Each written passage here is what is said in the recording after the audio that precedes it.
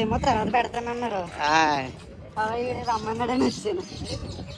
అయితే ఇందాట పెట్టాలి, నెట్లేదు. ఇందా నుంచి పెడతానన్నా, నెట్ లేకపోవడం వల్ల. ఓకే, ఫాలో అవుతున్నారు అందరూ.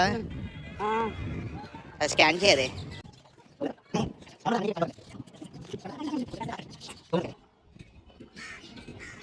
సైడ్ తీసుకోండి. 5 నిమిషాలు కూర్చోదాం వెళ్ళి ఆగిపడుతున్నాం, కంగారు పడక.